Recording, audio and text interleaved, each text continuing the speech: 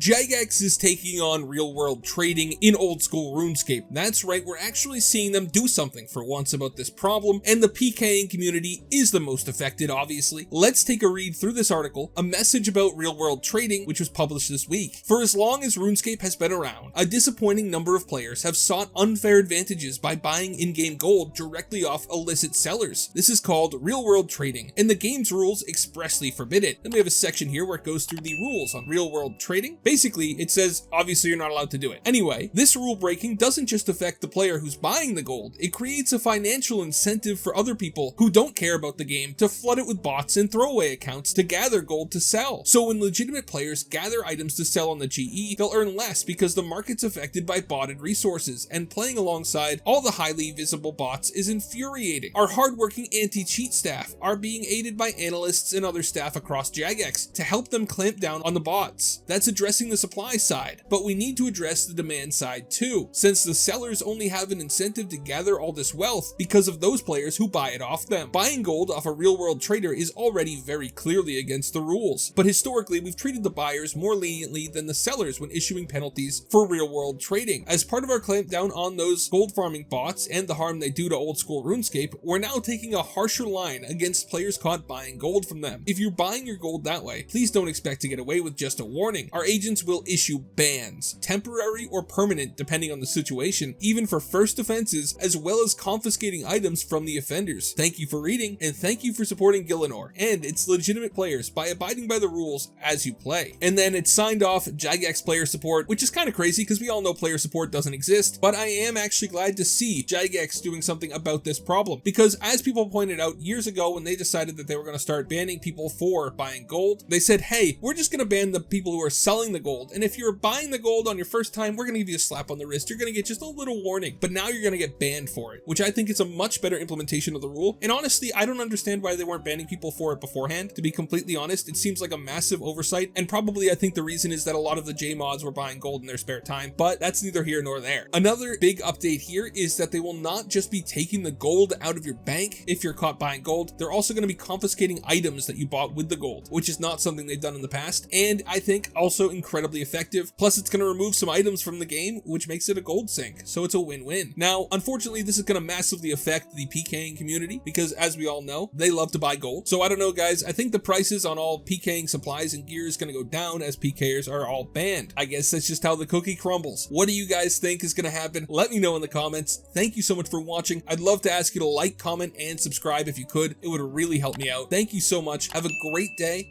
and God bless you.